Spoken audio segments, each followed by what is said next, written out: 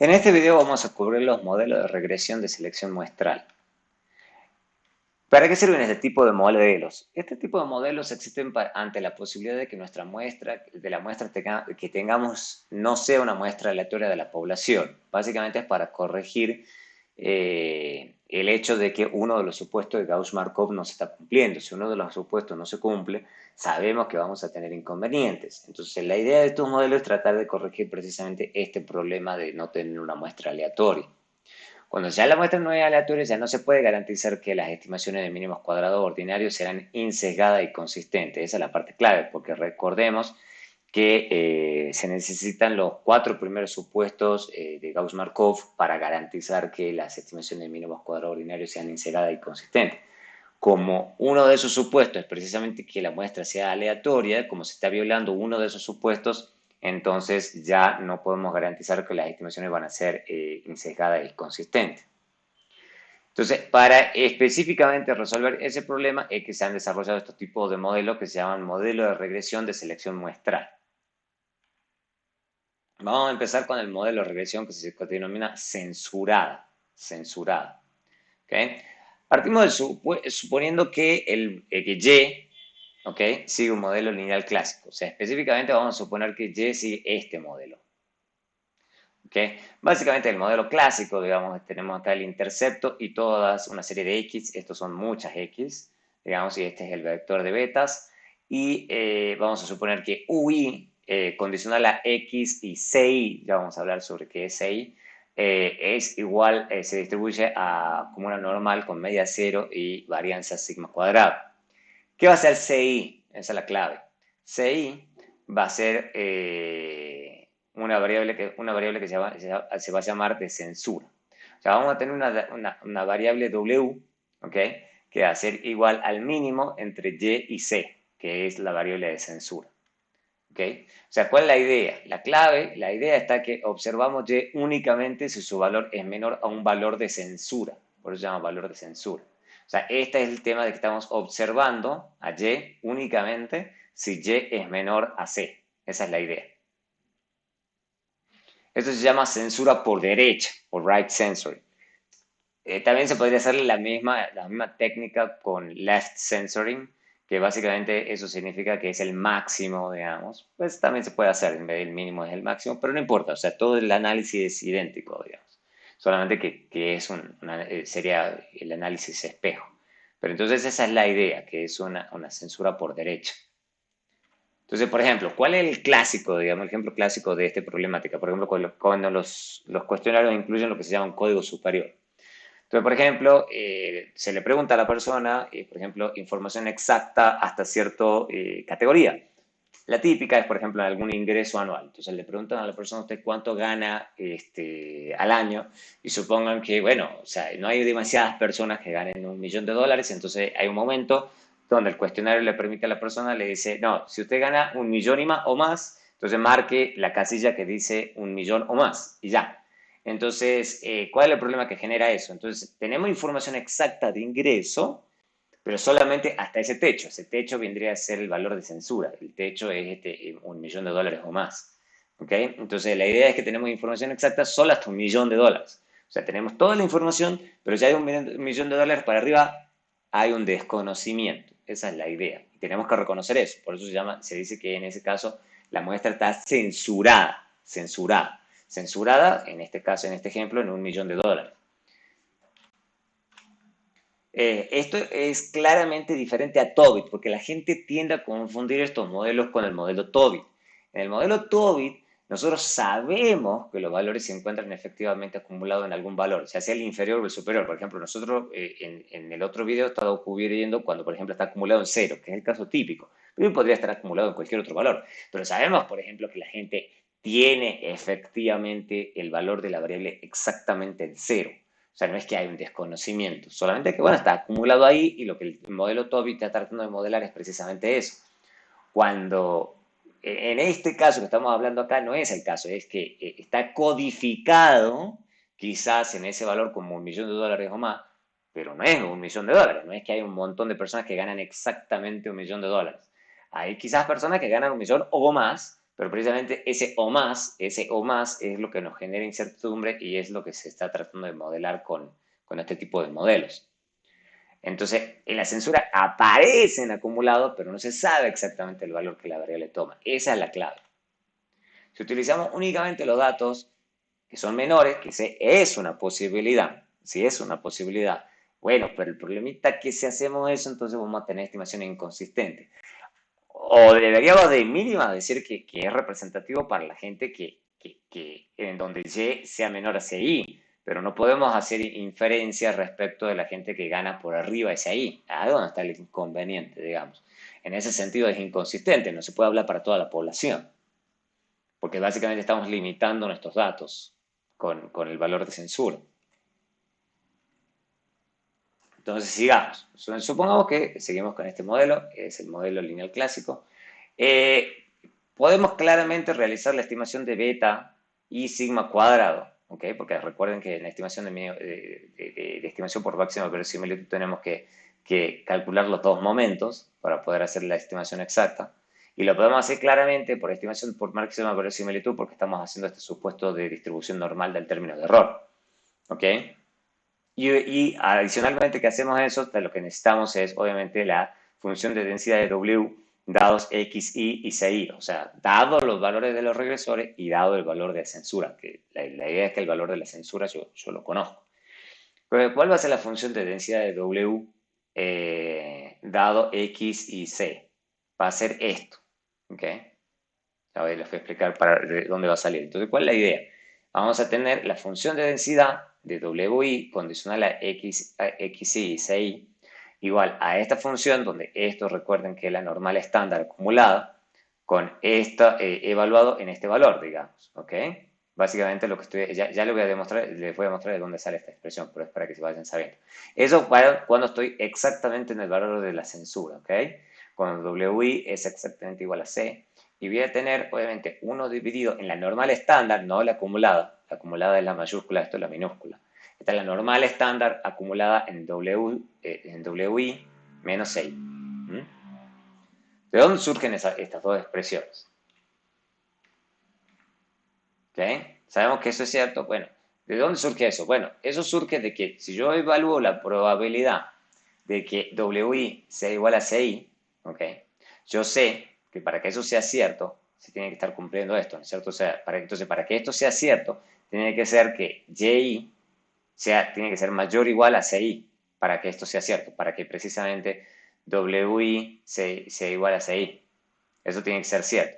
Si esto es cierto, digamos, acá lo que directamente puedo hacer es reemplazar por esta expresión aquí, y lo que hago es un poquito de álgebra, y obviamente, dado que esto se distribuye como una normal, entonces obtengo precisamente una normal estándar aquí. Si hago la estandarización que corresponde, entonces obviamente yo termino obteniendo esta expresión. 1 menos la normal estándar acumulada, CI menos XI beta, dividido en sigma cuadrado.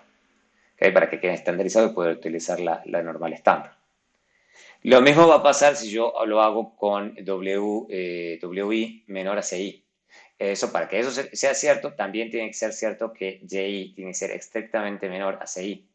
Y básicamente lo que estoy haciendo de nuevo acá es reemplazar YI por toda esta expresión. Entonces me queda esto, ¿ok?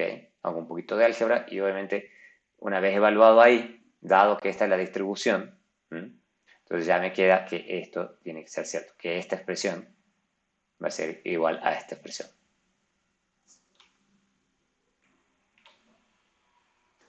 Obviamente, y la gran ventaja de este modelo de regresión censurada es que una vez que ya obtengo las estimaciones de máxima verosimilitud de las betas, estas se pueden interpretar de la misma forma que en el modelo de mínimos cuadrados ordinario. Esa es la gran ventaja. Es la ventaja que, por ejemplo, no tiene, por ejemplo, cuando hacemos Logit y Probit, donde hay que tener un poquito de cuidado a la hora de hacer interpretaciones. Aquí sí, aquí afortunadamente sí se puede. El riesgo que tiene eso, porque no hay métodos infalibles, un riesgo del modelo de regresión censurado es que si hay heterocedasticidad o no normalidad, o sea, si yo estoy, porque recuerden que todo esto que estoy haciendo lo estoy suponiendo que U se distribuye como normal, puede que yo esté equivocado. O si hay heterocedasticidad, por eso la estimación de sigma cuadrado. Entonces, estas estimaciones de máxima verosimilitud son inconsistentes, es el gran problema. ¿ok? Lo que no pasa con mínimos cuadrados ordinarios. Recuerden que mínimos cuadrados ordinarios, digamos, si yo tengo, por ejemplo, problemas de heterozasticidad o U no se distribuye como normal, no hay ningún inconveniente. Se pueden seguir estimando los betas de forma integrada y consistente. Bueno, aquí sí. Aquí los supuestos de homoscedasticidad y de normal y de distribución normal del error sí son claves. Entonces hay que tener cuidado porque puedo llegar a tener estimaciones inconsistentes. Un caso típico de datos censurados es lo que se llama análisis de duración. ¿Ok? ¿Por qué? La duración, ¿qué es? Básicamente una duración, si uno lo piensa 2 segundos, la definición de una variable de duración es una variable que mide el tiempo hasta que un evento ocurre. ¿Ok? Hasta que un evento ocurre. Esto parece muy etéreo, pero en realidad hay muchos escenarios donde eso puede ocurrir. El caso típico, por ejemplo, es el número de días desde que un preso es liberado hasta que es arrestado. ¿Ok? Es un buen ejemplo. ¿Por qué? Porque, por ejemplo, algunos presos, digamos, que son liberados, ¿ok? Son arrestados rápidamente. O sea, hay gente que reincide muy rápido, entonces es encarcelada nuevamente. Pero puede perfectamente ser liberado y, bueno, en una de esas se demora bastante tiempo hasta que la persona es arrestada de nuevo. O puede que incluso nunca se vuelva a ser arrestada, digamos, es otra posibilidad. Entonces, eso nos genera un problema, digamos. ¿Por qué? Porque otro en una de esas nunca serán, o sea, bueno, esa gente que no es nunca arrestada nunca, no es arrestada nunca, por lo menos en la muestra que tenemos, no es captado por los datos. O sea, en una de esas nosotros andamos persiguiendo a las personas a ver en qué momento las arrestaron, en una de esas no las arrestan datos y bueno, en algún momento nosotros tenemos que recopilar la información. Esto provoca que los datos de duración obviamente estén censurados. Por ejemplo, si seguimos a la gente en un año, por ejemplo, bueno, en una de esas la gente la sigue y uno le hace seguimiento a esas personas a lo largo de un año, bueno, quizás en todo ese año no la arrestaron. Pero bueno, pero si yo tengo la información de ese año, entonces, bueno, entonces tengo que cerrar en algún momento la base de datos, ¿ok? En algún momento tengo que recabar los datos, no puedo seguir la persona eterno, porque puede que nunca sea arrestado, entonces no me sirve. Por eso, este análisis de duración, permanentemente hay que pensar estos modelos de regresión censurada, porque por la naturaleza de los datos y del análisis, lógicamente, por construcción, los datos tienen que estar censurados. Ahí es donde está el problema. Lo vamos a probar, por eso es que le hago ese preámbulo, lo vamos a ver a este tipo de modelos de regresión censurada precisamente con datos de personas que son encarceladas, gente que fue liberada y que fue encarcelada o no encarcelada. Entonces hay un problema de censura en la información sobre la duración, cuánto duran las personas liberadas hasta que son arrestadas nuevamente. Bien, esta es la base de datos que vamos a utilizar para mostrarles el problema de los modelos de regresión para datos censurados. Entonces, lo que vamos a hacer es mostrarle primero que nada las variables que vamos a utilizar. Entonces, esto es el tiempo, el número de días que la persona se demora hasta que lo vuelven a arrestar. O sea, esto es toda información sobre personas que son liberadas de la prisión y luego son arrestadas. Lo que tenemos es, obviamente, el logaritmo de esta variable. Y después lo que tenemos son varias otras variables que pueden ser de interés y otros controles. Por ejemplo, esto es estar en un programa de trabajo, esto es el número de convicciones previas, el tiempo ¿cómo se llama? Que ha estado en prisión, si el tipo de sentencias que ha tenido, si esto es por robo, si tiene problemas de alcohol, de drogas, si es afroamericano, si estuvo casado mientras estuvo en prisión, los años de escolaridad y la edad, digamos. Entonces son varias variables que pueden resultar interés. ¿Okay? Lo que tiene, además de todas estas variables, hay una variable adicional que nos indica si los datos están o no están censurados. Entonces vamos a mostrarles durat, que es la variable de nuestro interés, y hay un indicador sobre si los datos están o no censurados. Entonces fíjense que esto es tiempo hasta que la persona es arrestada, 1 día, 2 días, 3 días, 4 días. Fíjense que acá se van viendo a las diferentes personas, pero claro, hay un cierto momento donde las siguieron a las personas durante bastante tiempo, ya están en el día 70 y bueno, ya está indicado acá que la persona, que eso es una observación censurada, o sea que hay ciertos grupos que, por ejemplo, hay dos personas que sí fueron capturadas, volvieron a prisión a los 2 días, pero hay 103 personas que ya no se sabe, que la siguieron hasta el día 70 y bueno, ya tenían que hacer el corte en algún momento. Y lo mismo pasa con todas estas observaciones en adelante. O sea, en algún momento ya dejaron de seguir a esos individuos. Entonces, esas son todas estas observaciones, entonces son observaciones tipo censuradas. Entonces, obviamente que uno, de nuevo, uno podría hacer sin ningún problema menos cuadrado ordinario y omitir este problema de censura. Podría correr la regresión perfectamente, fíjense que corre, fíjense que esto es logaritmo de duración, digamos, entonces es un modelo log nivel, digamos, se puede, claramente se puede, pero ahora la pregunta que nosotros nos hacemos es, bueno, vamos a guardar esto con ese stop. A lo que voy a hacer ahora, a continuación, porque así es como funciona el comando para la censura, es generarme una variable LDurat censurado igual a punto, ya van a ver por qué. Básicamente lo que voy a hacer es que esto va a ser igual si, esto va a ser exactamente igual a la variable si no está censurado. Si no está censurado. Si esta variable de censura es 0. ¿Ok? Eso es lo que estoy haciendo. Entonces me va a quedar con punto si es igual a 1. Eso es por cómo funciona el comando. O sea, yo necesito una variable que sea igual a punto, o sea, missing en stata, si la observación está censurada. Así es como funciona la variable de censura. Entonces, para que quede claro cómo está funcionando esa variable, básicamente estoy diciéndole, mire, esta variable de censura, digamos, es igual a la variable de duración original, ¿ok? Así, o directa, y si está censurada, directamente es punto. Si es censurada, es directamente punto. Y listo. Ya, como para que quede todavía más claro, lo que puedo poner es acá cen. Entonces, esto es cuando está censurado. ¿Ok? Cuando está censurado es punto. Así es como funciona Stata. Stata lo que le gusta es que indicarle con punto que esa observación está censurada. Esa es la idea. ¿Ok? Una vez que hacemos eso, entonces ahora vamos a utilizar otra variable que se va a llamar el comando que se utiliza es así. Por eso fíjense que va a ser importante. LDurat, que es la variable original, ¿ok? Y adicionalmente, la siguiente variable que le sigue esto es por cómo funciona este comando para regresión censurada. Yo le tengo que decir que la primera variable es la variable dependiente original y la siguiente es la que va a indicar precisamente la censura, dónde está el dato censurado. Y después está el resto de las variables de mi interés. Y además le pongo que sean robustos, que sean errores robustos. Una vez que hago esto, ahora sí va a correr sin mayor problema.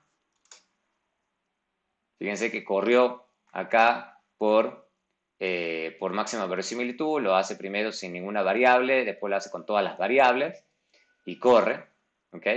Se llama regresión de intervalo, así es como le llaman en Stata, pero básicamente es eso, es un modelo de regresión censurado. Y eso es lo que estamos haciendo. Digamos, cualquier cosa, para más información, como siempre, si me lo pueden ir a int.reg y ahí está explicado con detalle de qué se trata la totalidad de este comando. ¿Ok? Ahí está explicado. Sí, calcula muchos de tipos de modelos, censurado por izquierda, censurado por derecha, o sea, bueno, datos en intervalo y demás. Entonces, eso tiene varios comandos integrados acá, ¿ok? Entonces, esto estoy utilizando, como ya se habrán dado cuenta, Stata 16. Quizá en versiones viejas este comando no esté, pero ya en Stata 16 sí. Yo creo que este sí existe desde algunas otras versiones, pero cualquier cosa me avisan si no lo tienen. Bien, entonces es stop sensor. Y lo que queremos ver es, como siempre, comparar ambas estimaciones. Lo hacemos con stop. y lo abrimos y acá tenemos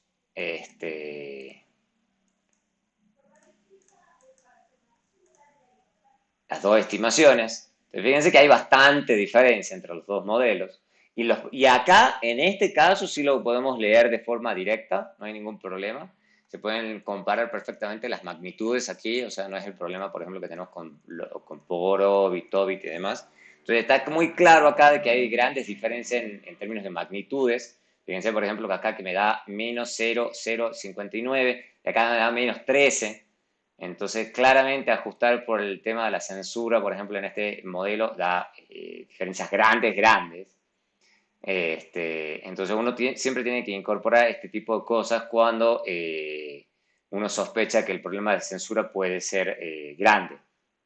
Fíjense que en este caso claramente hay un problema de censura grande porque miren todas las observaciones que terminan siendo censuradas. Entonces, efectivamente hay muchas, de hecho, fíjense, hay 522 observaciones sin censura y 893 con censura. Entonces, claramente acá sí hay un problema muy serio. Quizás si acá el número fuese chiquitito no sería tan grande el problema, pero es grande en la muestra total. Entonces, claramente, eso puede ser una señal y por eso tenemos grandes diferencias entre los dos tipos de estimaciones.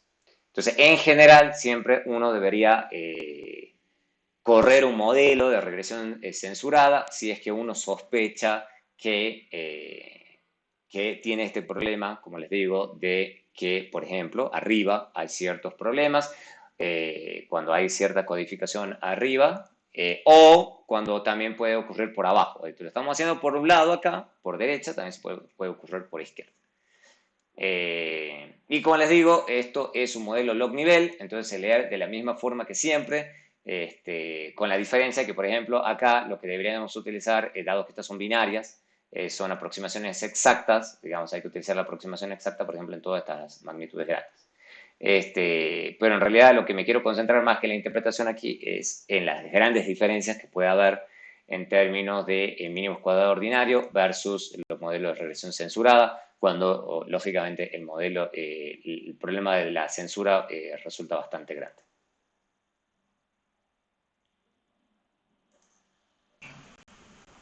En esta sección del video les voy a mostrar cómo hacer la simulación de datos censurados. Entonces, al principio lo primero que vamos a hacer, lo que ya hemos hecho en otras simulaciones, que es generar estas 10.000 observaciones y la semilla en 1, 2, 3. Lo que va a ser nuevo es esto de esta matriz V y esta matriz M. ¿Okay?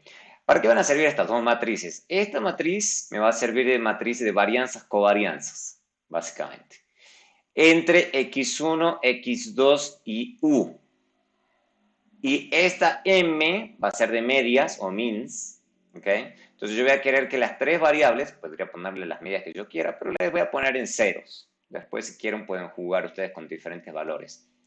Entonces lo que quiero es la matriz, que estas tres variables tengan la matriz de varianzas, covarianzas con estas características. Esto es lo que yo le voy a indicar acá, covarianzas, matriz de varianzas, covarianzas. Que tenga esta forma, matriz de identidad, básicamente 1 en la diagonal principal, 0 por fuera. Eso significa que estas tres variables no tienen correlación entre ellas. La parte más clave de esta discusión, obviamente, yo le podría cambiar esto, que yo le podría poner acá 1, 1, para que tenga correlación entre x1 y x2, de 0, 1.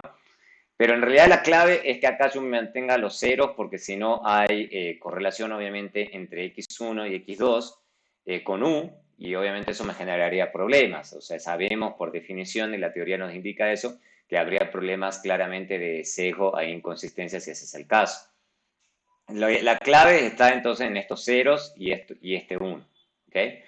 Adicionalmente, ¿qué es lo que voy a hacer? Lo que voy a hacer es hacer que Stata genere, esto se llama drawNorm, es un comando que sirve para generarme variables que tengan distribuciones normales, por eso se llama norm, drawNorm. Entonces, esto me sirve para que estas tres variables tengan distribuciones normales, pero adicionalmente lo que le estoy agregando con estas opciones es que tengan estas medias, o sea, todas estén en ceros, y además la matriz de varianzas, covarianza entre las tres variables tenga esta forma. ¿Ok? ¿Por qué? ¿Para qué quiero eso? lo quiero específicamente para esto. Lo voy a correr para que precisamente haya quizás correlación, ¿ok? Entre x1 y x2, pero que la correlación entre u y x1 y x2 sea relativamente tendiendo a cero. O sea, que a veces esto no, como es una simulación, no es estrictamente cero, pero tiende más o menos a cero y eso es lo que a mí me sirve, digamos, que tienda a cero. Si yo quisiera que se fuese estrictamente, podría ponerle cero aquí y volver a correr la simulación y ya quedaría seguramente mucho más aproximado a cero de lo que yo quisiera. Esto es extraño de que me lo esté generando con un poquito de correlación, pero como es aproximadamente cero no va a ser un problema súper serio, porque como de nuevo, como estas son simulaciones, no los va a dejar estrictamente en cero, sino por lo menos aproximadamente cero. ¿Ok? Muy bien, entonces una vez hecho eso, lo que vamos a hacer acá es generar como siempre y, ¿ok? Y lo que queremos es recuperar estos dos momentos poblacionales, 2 y 3. O sea, este es el beta para x1 y este es el beta para x2. Y tengo obviamente u. La diferencia respecto con antes es que voy a tener, como ya sabemos de la teoría, un valor de censura. Este valor de censura yo lo voy a ubicar en 5. Podría ser cualquier valor, pero en realidad 5 es el que me resulta útil, dado todos los valores que estoy acá. Es un valor de censura que, como lo voy a mostrar, me lo va a dejar bien censurado los datos para que exista efectivamente el problema de censura. Y lo que voy a generar acá es la variable w. Esa es la idea. La variable W es la que efectivamente yo veo. Lo que yo quisiera ver es Y, pero lo que yo veo es W en realidad, que es lo mínimo entre Y y C. Esa es la idea. ¿Ok? Entonces, ¿cuál es la idea? Digamos, en realidad. O sea, la idea, vamos a mostrarlo acá, scatter, Y, W. ¿Para qué? Para que lo vean bien cómo se va a ver el problema de censura. Entonces, ahí es donde está el problema de censura. Lo voy a poner incluso al revés. WY. Entonces, ¿cuál es lo que sucede, digamos? A mí lo que me gustaría observar es esta información, tener a Y, digamos, pero hay un problema, digamos, como el cuestionario, por ejemplo, se puede haber diseñado con un código extremo, digamos, por ejemplo, 5, esa es la idea. Entonces, la gente respondió, no, yo gano 5 más, por ejemplo, de millones de dólares o millones de pesos o lo que uno quiera. Digamos, entonces, la gente va y marca esta casilla. Entonces, hay un montón de gente que marca esta casilla cuando podrían haber respondido el valor exacto de Y que ellos tienen. Bueno, esa es la idea, que yo no tengo esa información. ¿Ok? Entonces, acá lo estoy simulando, lógicamente, digamos, entonces puedo saber exactamente qué valor tienen, pero la realidad es que yo no tengo esa información. Que eso es lo que estoy tratando de simular con el W. Y lo que voy a hacer es, por ejemplo, diferentes regresiones. Supongamos que ustedes pudiesen hacer la ideal, por eso le llamo MCO ideal. Entonces, esto es lo que realmente uno quisiera hacer, utilizar Y con X1 y X2, y obviamente la idea es que con eso yo recuperaría los momentos poblacionales que son de mi interés 2 y 3. El problema es precisamente con la censura de que yo no veo Y, sino que yo veo W. Entonces les voy a mostrar acá qué es lo que uno obtendría si uno lo corriese con W, digamos. O si uno lo corriese con W, pero yo me restringo específicamente a las variables para las que yo tengo Y menor a C. O sea, me estoy quedando únicamente con los valores que no están censurados. A ver cuánto da. Y lo tercero que voy a hacer acá, digamos, es generar esta variable que yo la necesito para el comando destata, que sea igual a punto, o sea, missing, pero que sea igual exactamente a W cuando Y es menor a C. O sea, con esto le estoy indicando básicamente a Stata dónde están los datos que están censurados. Y acá voy a correr el modelo censurado, como lo mostré con la base de datos. Y obviamente eso se lo voy a llamar, para que quede bien claro, lo voy a llamar modelo censurado. Entonces la idea de todo esto es comparar cómo se ven estas 4 regresiones, ¿ok? Y cómo se desempeñan cada una de ellas. Lo voy a correr.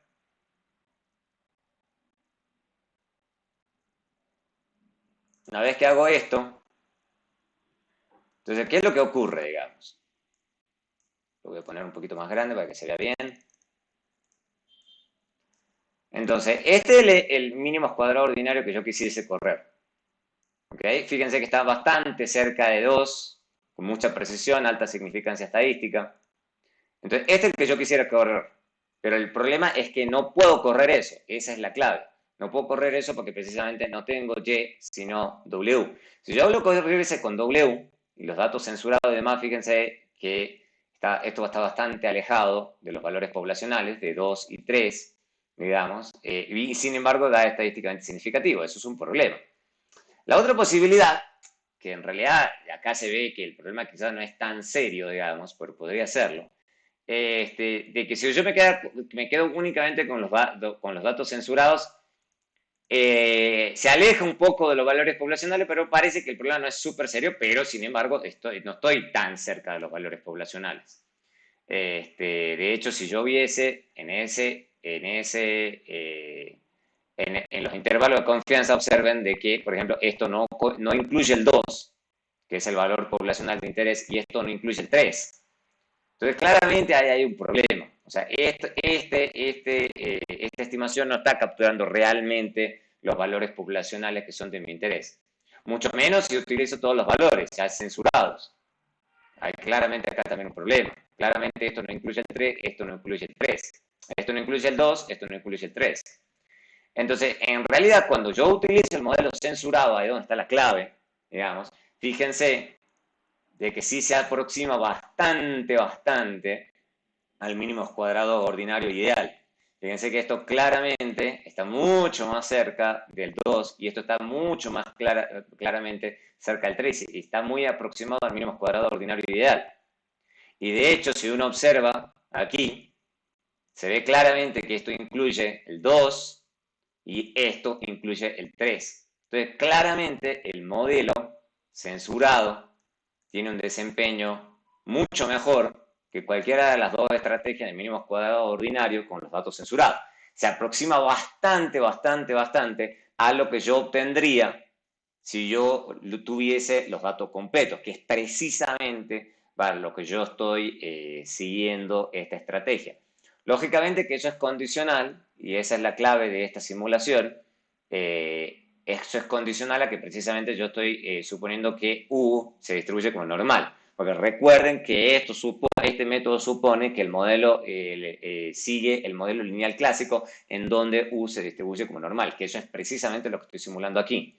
Si quizás U no se distribuye como normal, o como especifiqué recién, por ejemplo, si sufre de heteroceasticidad también, esto no está garantizado porque esto es estimación por máxima verosimilitud.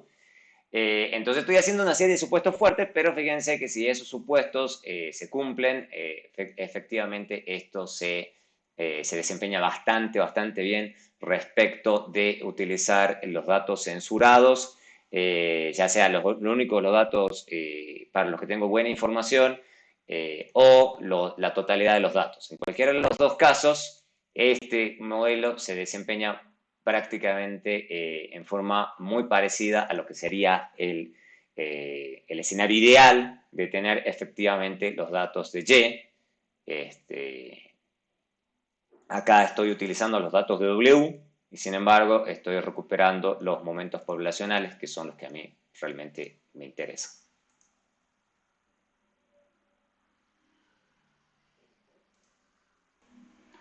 Hay otro tipo de modelos de regresión que se llaman de regresión truncada. Se dice que uno tiene datos truncados cuando restringimos la atención a un subconjunto de la población previamente al muestreo. O sea, hay una parte de la población para la que no observamos ningún tipo de información. O sea, antes de hacer el muestreo, la idea es que sabemos que estamos omitiendo una parte de la población. Es una cosa deliberada previamente al muestreo. Entonces, ¿cuál es la idea? Digamos, eso nos genera un problema porque al utilizar la muestra truncada, no podemos responder preguntas de toda la población. Lo que tenemos que hacer es reconocer que la muestra no es una muestra aleatoria de toda la población. Por ejemplo, un ejemplo clásico son los datos tributarios. Por ejemplo, se sabe que no todos los individuos tributan, digamos. por lo que aquellos que estén en la base de datos tributarios no pueden ser considerados como una muestra aleatoria de toda la población. O sea, no es que en una de esas podamos hablar del subconjunto de datos de los individuos que sí tributan, pero se debe reconocer que precisamente los datos donde estamos obteniendo inferencias son datos truncados. Y de ser posible, y para eso existen estos modelos de regresión truncados, se puede tratar de buscar corregirlos. Por ejemplo, ¿cuál sería una estimación sesgada? Supongamos, por ejemplo, supongamos que las personas ricas de muchos ingresos, digamos, supongamos arriba de, no sé, 50 millones de dólares en activos, cosas así, o ingresos, por ejemplo, no están, ¿no es cierto? Supongan que si nosotros tuviéramos una buena cantidad de información, tendríamos toda la información. Y bueno, acá tenemos educación, pero digamos, supongamos que queramos capturar retorno a la educación, pero supongan que por alguna razón, como les digo, supongamos que es datos tributarios, y digo, supongan que ustedes consiguen información sobre años de educación, pero que consiguen la información solamente hasta los 50 años, 50 millones de ingresos. Entonces, obviamente, estamos perdiendo toda esta nube de puntos que está aquí. Entonces, cuando nosotros deberíamos haber hecho esta regresión, en realidad estamos corriendo esta regresión. ¿Por qué? Porque esta regresión, que es la línea de regresión para la población truncada, es más achatada precisamente porque está construida en base a mucho menos datos y en ese subconjunto de datos esta cosa se ve mucho más aplanada que si tuviésemos todo el conjunto de puntos. Entonces, evidentemente, digamos, hay una estimación sesgada en la que estamos incurriendo al utilizar los datos truncados en vez de los datos reales. O sea, los datos reales vendrían a ser efectivamente una muestra aleatoria de toda la población que tendría que incluir todos los posibles niveles de ingreso y no ponerle aquí un techo como efectivamente está en este ejemplo. Para el modelo de regresión trucada vamos a suponer de nuevo que el modelo poblacional sigue los supuestos del modelo lineal clásico. O sea, vamos a suponer que es lineal y vamos a suponer obviamente que U condicional a X se distribuye como normal con media cero y varianza sigma cuadrada. O sea, el punto aquí, el problema que estamos teniendo es que no tenemos una muestra aleatoria. ¿Okay? O sea, entonces por lo que acabamos de ver recién en ese ejemplito muy sencillo es que vamos a tener estimadores inconsistentes. Una muestra aleatoria, o sea, la observación que estamos viendo, digamos, el dato que estamos viendo, solo lo vemos si Y es menor o igual a algún valor, ¿okay? Que eso lo vamos a llamar valor de truncamiento. Obviamente, y que adicionalmente ese valor de truncamiento puede depender no solamente de Y, sino también de X. ¿Okay? La idea es que ese valor de truncamiento nos pone una barrera en la muestra que podamos tener. Obviamente que esto es menor o igual, pero también podría ser mayor o igual. La idea es que sabemos previamente, digamos, que existen limitaciones en los datos que hacen que la muestra que tengamos sea una muestra truncada. Entonces, ¿qué es lo que ocurre? Esto implica que esta muestra es una muestra que es nuestra muestra observada, ¿no es cierto? Y que esto es cierto para todas las observaciones. O sea, no tenemos datos para nada, para ni los regresores ni Y, si Y es mayor a CI. Esa es la idea, que solamente que sabemos, o sea, esa es la idea que uno tiene que llevarse. La idea es que sabemos que todas las observaciones que nosotros tenemos cumplen con esta condición y todas las observaciones que no estamos viendo cumplen con esta condición. ¿Qué es lo que necesitamos para estimar los beta J? Y obviamente sigma cuadrado, porque también sigma cuadrado es necesario para hacer esta estimación. Necesitamos la distribución de Y, dado que sabemos que esto está pasando. ¿Ok? Esto se puede escribir de la siguiente forma, se puede escribir de esta forma, ¿no? Vamos a mostrar de dónde se deriva esto, no es muy difícil, pero lo vamos a tomar como cierto. Que esta es la función de densidad truncada, esa es la idea, que está truncada en este valor CI, una función de densidad truncada. En donde esto es la función de densidad normal, pero que tiene media beta 0 más x y beta y varianza sigma cuadrado y varianza sigma cuadrado. O sea, podríamos haberlo estandarizado, pero esto hace más sencilla la notación, digamos, entonces por eso no lo estandarizamos. Entonces, en este caso, lo que estamos suponiendo es que esta F está denotando la densidad normal, solamente que no es en media cero y varianza sigma cuadrado, sino con una media dada por la media condicional, lógicamente, de Y condicional en los regresores y sigma cuadrado. Y esta F mayúscula es la densidad normal acumulada con la media, con la misma media que tiene la función de densidad normal. Con la diferencia de que acá está evaluada en C, ¿ok? Está evaluada en CI y no en cualquier valor de Y.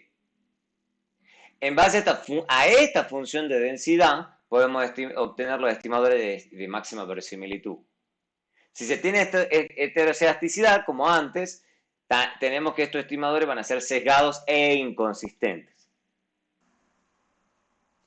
El caso del truncamiento lo voy a tratar directamente con una simulación. Entonces vamos a hacer algo que se va a ver muy parecido, hasta aquí, muy parecido a cómo tratamos el tema de la censura. La diferencia va a estar de aquí en adelante, o sea, hasta aquí es todo idéntico. La diferencia está aquí. Acá le vamos a poner un valor de censura, ¿ok? En 5. En 5. Es un valor que ya conocemos. Que eso va a ser típicamente lo que va a pasar en la realidad. Normalmente en la realidad vamos a saber más o menos cuál va a ser el valor de truncamiento. Entonces, eso lo vamos a fijar acá y vamos a armar una variable que se va a llamar truncado si la variable y es menor al valor de truncamiento. ¿Ok? Eso es lo que vamos a hacer aquí. Creo que vamos a hacer a continuación. Lógicamente vamos a hacer lo que hicimos también para censura. Vamos a correr el mínimo cuadrado ideal, que sería con la información completa. Eso es lo que querríamos. La idea es que estamos equivocados si utilizamos, por ejemplo, únicamente los datos truncados. La idea, de nuevo, es que en la realidad nos vamos a ver forzados a tener datos truncados. Fíjense que la diferencia respecto de censura es que acá estoy tirando absolutamente todos los datos, ni siquiera estoy aprovechando ninguna información que yo tenga sobre las X, sino que la idea es que ni siquiera observo las X, o sea, no observo ni los valores de Y ni los valores de las X. Censura, en cambio, sí busca aprovechar la información que haya sobre las X para tratar de recuperar los valores poblacionales. En cambio, acá directamente voy a tirar esa información y directamente no la puedo aprovechar. Eso es lo que voy a hacer. Y por último, lo que voy a hacer, lógicamente, es correr la regresión truncada. Acá le estoy diciendo con precisión a Stata que efectivamente utilice únicamente la muestra truncada. Pero adicionalmente lo que le voy a decir, primero que sea robusto de heterocedasticidad, porque sabemos que si es heterocedástico tengo estimaciones inconsistentes, pero además le voy a decir que hay un upper limit, o sea, un límite superior en 5, que es el valor de truncamiento que yo conozco. ¿Okay? O sea, yo le estoy diciendo que precisamente yo sé que los datos son truncados, que utilizan la muestra truncada, pero sí lo estoy ayudando en el modelo de truncamiento para que utilice la función de densidad adecuada. Le estoy diciendo específicamente a dónde está el valor de truncamiento. Entonces vamos a ver cómo se ve esas tres tipos de estimaciones diferentes. Entonces vamos a correr esto, ya tengo acá el truncamiento generado, entonces lo único que necesito son las regresiones.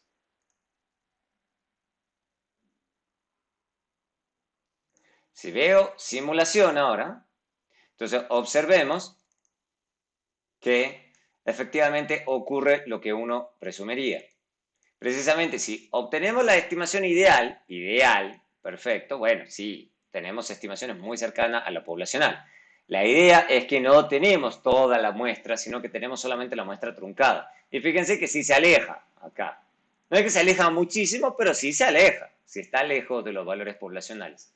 Entonces lo que hacemos es correr el modelo truncado, que fíjense que el modelo truncado utiliza las observaciones ya con la muestra truncada. O sea, no utiliza las 10.000 observaciones, sino las 8.551 observaciones nada más. Y sin embargo, fíjense que se aproxima mucho más a los valores poblacionales que son de nuestro interés, que son 2 y 3. O sea, se aproxima mucho más al mínimo cuadrado ideal que el mínimo cuadrado truncado, precisamente porque sabemos que el mínimo cuadrado ordinario con la muestra truncada va a resultar en estimaciones inconsistentes.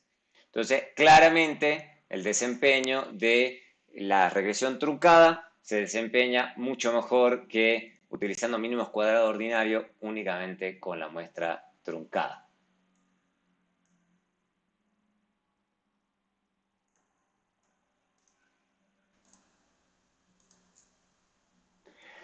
El último modelo de selección muestral que vamos a ver es uno que se denomina truncamiento incidental o más específicamente y popularmente conocido como GKIT.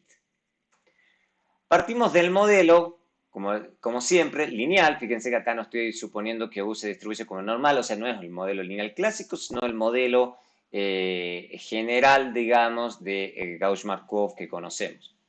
Supongamos que siempre tenemos información de los regresores, o sea, de todos los regresores que están en este X.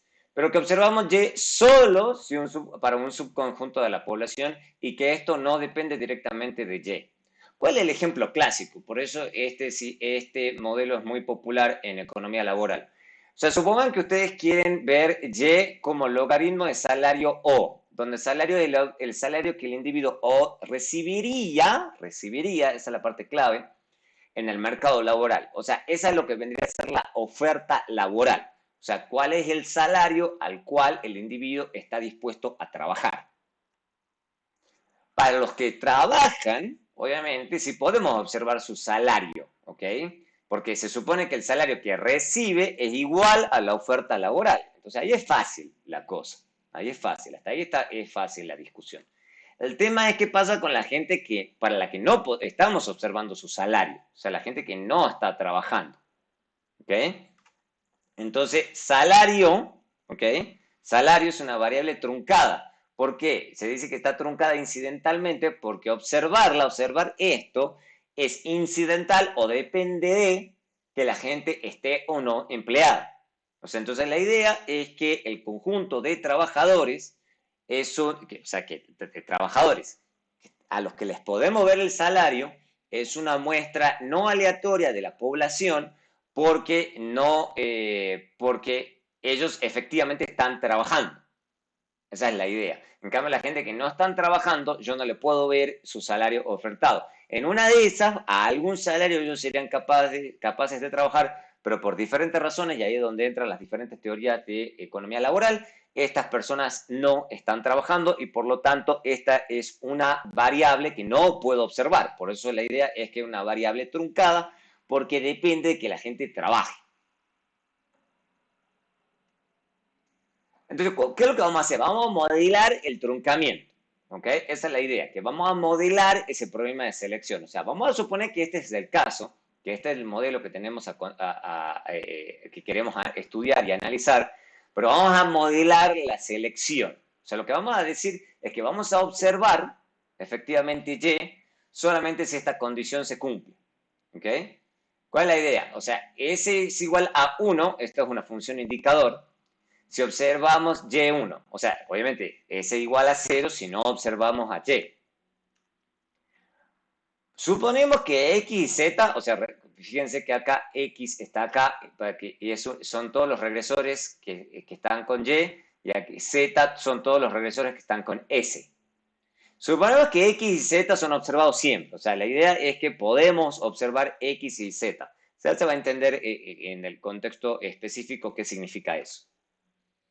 Entonces, X por beta son todos estos y tenemos obviamente Z gamma y tenemos todos estos Z. Entonces, eso es lo que está denotando, simplemente que está resumido con vectores. Se supone que las variables Z son exógenas. Eso es lo primero que estamos suponiendo, ¿ok? Entonces, ¿eso qué significa? Que la esperanza de U condiciona a X y Z, eso es 0. Además, para que el método que vamos a hablar funcione, también se requiere que las variables en X sean un subconjunto de las incluidas en Z. Ya vamos a ver por qué. Observen bien que V o V corta, está acá en S. Es el término de error de S, aquí en la función indicador. ¿Okay? Mientras que U es el término de error clásico de Y. V o V corta se supone independiente de Z y que esto se distribuye como normal estándar. Y además vamos a suponer que U y V corta son independientes de Z. ¿Eso qué significa? Que podemos escribir lo siguiente. Que si tomamos la esperanza de Y condicional a Z y B, tenemos esto, y que al final del día, como esto es independiente de Z, o sea, estas dos cosas son independientes de Z, esto es igual que escribir esto, o sea, que puedo eliminar la V corta de aquí, la Z, perdón, la Z la puedo eliminar y ya queda esto. Además, suponemos que esto se distribuye en forma conjunta como normal estándar y que esta expresión que tengo acá, ¿okay? Esta esperanza de U condicional en V, esto es igual a rho por V, para algún parámetro rho, ¿ok? Entonces, ¿qué tenemos? Podemos hacer el reemplazo siguiente. Podemos decir que entonces la esperanza de Y condicional a Z y B es igual a X por beta más rho por V. Con lo que podemos escribir, obviamente, esto, y dado que S, ¿ok? Que es una función de indicador, y además fíjense que yo estoy suponiendo que V se distribuye como normal estándar, se puede demostrar entonces que esta esperanza condicional de E en Z y S es igual a lambda de Z gamma, donde lambda, ese lambda, es el ratio entre la normal estándar y la normal estándar acumulada, que eso se conoce de nuevo como ratio inversa de Mills, obviamente cuando S es igual a 1. ¿Mm? Entonces, ¿cuál es la idea? Que al final del día tengo toda esta expresión y puedo llegar a esto, ¿no es cierto? Podemos llegar a esto, entonces que la esperanza de Y condicional a Z con S igual a 1 es igual a X beta más rho por lambda en realidad, por lambda. ¿Okay? O sea, básicamente lo que estoy haciendo es modelando la selección con este lambda. Entonces, la idea es que esa esperanza de Y condicional a toda la Z y condicional a que S es igual a 1, porque recuerden que S igual a 1 es que yo estoy observando a la población, que eso es efectivamente lo que sucede en realidad. Yo no observo S igual a 0 y S igual no observo S igual a 1 y S igual a 0. O sea, la idea es que yo observo solo a Y si S es igual a 1. Por eso es importante modelar específicamente esto. Es igual a este término, que sería lo clásico, más un término adicional, esa es la clave, que depende de la ratio inversa de Mills. ¿Ok? O sea, la idea es que si estamos regresando Y solo en X, en todos los regresores, entonces esto que está acá viene a ser una variable omitida. Esa es la clave. La idea es que estamos omitiendo un término que tiene que ver con la selección de los individuos en el mercado laboral. Si rho es 0, obviamente, ahí no hay problema, entonces no hay ningún problema. Regresar Y en todas las X, eso estima en forma consistente las betas. Pero esto tiene que ser estrictamente 0. Y obviamente, si rho es 0, estrictamente 0, cuando U y V no están correlacionados. O sea, si no hay relación entre los términos de rho, entonces no hay ningún problema. El tema es si lo hay. Debido a que, obviamente, B se distribuye con normal estándar, entonces se dice que S sigue un modelo Probit. ¿Ok? O sea, que la probabilidad de que S sea igual a 0 condicional a Z, eso es igual a la normal estándar acumulada, valuada en Z gamma. Entonces se puede proceder con el siguiente método de corrección de selección muestral, que se conoce típicamente como método Heckit. Entonces, ¿qué es lo que hacemos? Utilizamos todas las observaciones, todas las n observaciones, ¿ok? Tanto con S igual a 1 y S igual a 0, o sea, todos los que trabajan y no trabajan. Y estimamos un modelo Probit de S en las Z, ¿ok? O sea, regresamos SS 01 en todas las Z. Y obtenemos las estimaciones gamma, sombrero H, y computamos, obviamente, las ratios inversas de 1000. Esa es la idea. Que estas son las ratios, o sea, estimado, obviamente, porque obviamente yo estimo el gamma, no obtengo el gamma poblacional, sino que hago la estimación de los gamma. Y obviamente, como estoy haciendo la estimación de los gamma, yo obtengo una estimación de los lambdas. Y ahora sí, paso a utilizar la muestra con S igual a 1 y corremos la regresión de Y en la X y los lambdas sombreros. Los estimadores, obviamente, de este procedimiento van a ser consistentes y distribuidos aproximadamente en forma normal.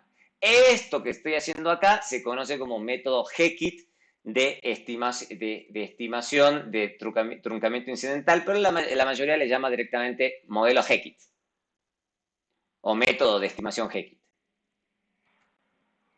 En la última regresión se puede realizar una prueba de T en ese regresor que yo estoy agregándole, que es el lambda sombrero. ¿Ok? Si la estimación puntual para ese lambda sombrero resulta estadísticamente diferente a cero, ¿ok? Se presume que sí hay un problema de selección muestral. Ahí es donde está la clave. En el procedimiento que acabamos de hacer, es clave que X sea un subconjunto de Z. O sea, no es que no se pueda hacer si X exactamente coincide con Z. Se puede, se corre.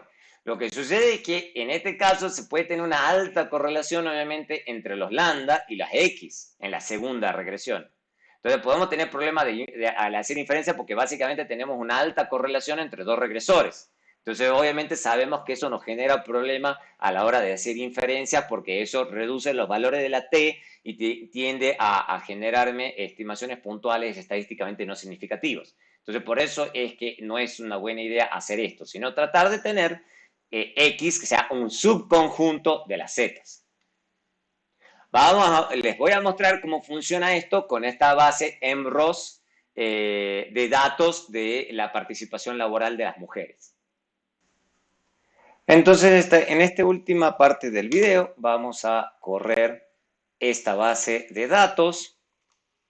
Lo primero que vamos a hacer es utilizar esto, que es si las mujeres en 1975 estaban o no en la fuerza laboral. Entonces, no están en la fuerza laboral si es 0 y están en la fuerza laboral si es 1. ¿Okay? Entonces, lo que vamos a hacer nosotros es, precisamente, vamos a ver acá en términos de, uy, está muy largo, de horas, digamos. Acá obviamente las personas, ¿cuántas horas trabajan? Obviamente trabajan 0 horas si no están en la fuerza laboral y trabajan más horas, digamos, creo que esto es horas en el año, por eso están grandes los números, es cuánto han trabajado. Lo que vamos a hacer en realidad, nos va a interesar salarios y estas van a ser las variables. Entonces, tenemos en fuerza laboral, en 1975, salario, ¿ok? Que es el salario estimado por hora, el logaritmo del salario, y acá tenemos año de escolaridad, experiencia al cuadrado, edad, esto es un indicador del ingreso laboral, digamos, del esposo, el ingreso familiar, y este es el número de niños menores de 6 años en el hogar, y este es el número de niños ya de 6 a 18 años. Estos son son números de niños. Muy bien, entonces, obviamente, lo que uno diría, bueno, puedo correr perfectamente el mínimo cuadrado ordinario clásico, una ecuación con educación, experiencia al cuadrado, ¿ok? Y puede ser que nosotros sospechemos que esto sufre de un sesgo de selección, porque precisamente solamente somos capaces de observar el salario para la gente que está en la fuerza laboral. Entonces, la pregunta que uno se hace es decir, bueno, tratemos de corregir por esto. Entonces, lo que vamos a hacer es seguir precisamente el procedimiento, digamos, sugerido. Entonces, vamos a hacer esto, digamos.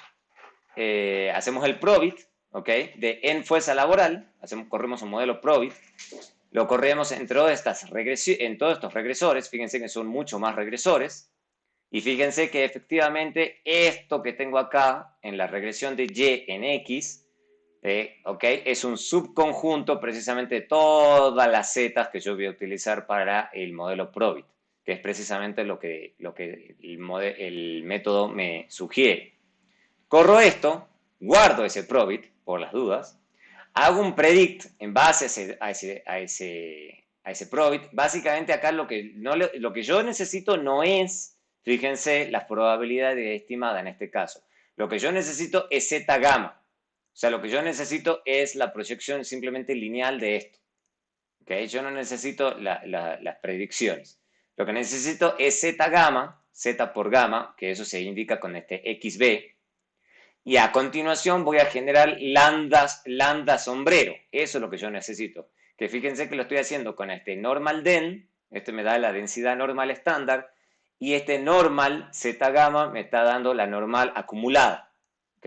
Precisamente para que esté calculando exactamente el lambda. Y le voy a poner lambda hat. No hay problema. Hago esto, corre sin ningún problema. Y ahora sí, voy a hacer el segundo paso, digamos, de esto, que vendría, yo le voy a llamar Gkit manual, porque lo estoy haciendo manualmente, por eso lo estoy llamando así.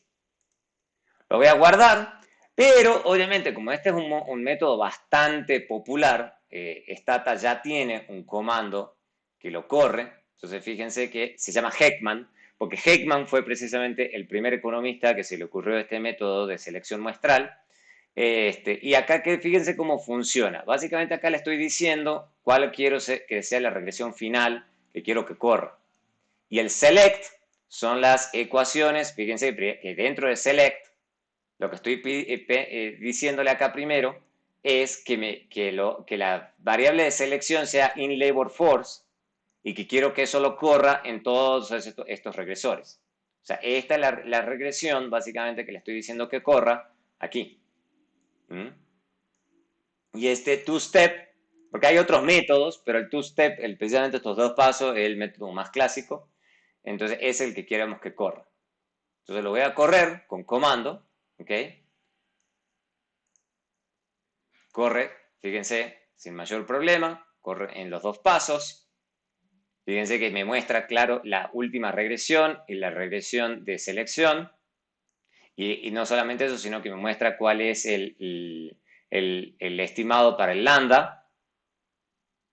Y por último, armo la tabla. La tabla con todas las regresiones, para que sea fácil la comparación.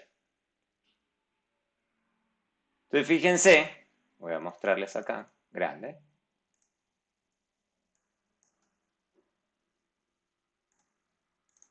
Entonces aquí, este es el mínimo cuadrado ordinario original, este es el probit y este es el Gkit que resulta al final y este es el lambda hat, que fíjense da 0.032 no significativo, por lo que uno consideraría, por ejemplo, en este caso que no hay realmente un problema serio de selección muestral. Y fíjense que eso también se refleja en que la diferencia entre las estimaciones puntuales no son súper grandes. Entonces uno pensaría que ese es el caso. Y fíjense que precisamente eso es lo que quería mostrarles, que da idéntico a lo que da el comando. O sea, el comando hizo automáticamente y en un comando precisamente lo que estamos haciendo en forma manual. La diferencia está en que lo está haciendo aquí. Acá me está mostrando directamente la regresión final en esta parte y aquí abajo me está mostrando la regresión, digamos, muestral. ¿Okay? La regresión de selección muestral, que es esta que yo estoy separando aquí con nombre probit. Acá lo está separando en dos partes el comando. ¿Ok? Y por último, acá el lambda hat, ese lambda que aparece al final, es precisamente el lambda, digamos, cuál es la estimación puntual para el lambda que yo estoy corriendo. O sea, básicamente este comando está haciendo estos dos pasos en un solo paso. O sea, lo está haciendo los dos pasos, pero lo está haciendo con un solo comando. Pero está sacando exactamente el mismo resultado. Eso como para que sepan que estas dos alternativas de estimación son idénticas, no hay diferencia. Simplemente que Stata no está ahorrando programación porque la gente de Stata ya lo tiene programado detrás. Entonces nos ahorra trabajo. Entonces, como se verá, en este caso, entonces, lógicamente no hay una gran diferencia, digamos, en estimaciones puntuales y el lambda, en cualquiera sea de los comandos que utilicemos, nos da una estimación puntual estadísticamente no significativa, que nos estaría indicando que en realidad no hay un problema muy serio en cuanto a selección muestral en este escenario, lo cual no está siempre garantizado. Puede ocurrir que en una de esas ya hagamos un modelo Gkit y esto sí nos dé significativo y en una de esas el sesgo de selección muestral sí sea grande, el sesgo por el truncamiento incidental sí sea grande. Entonces, en general, por eso en economía laboral este método de estimación a veces es popular y por lo menos como un ejercicio de robustez, mucha gente lo utiliza para verificar que efectivamente cuando uno está corriendo mínimos cuadrados ordinario no hay uno no está incurriendo en sesgos serios por selección muestral.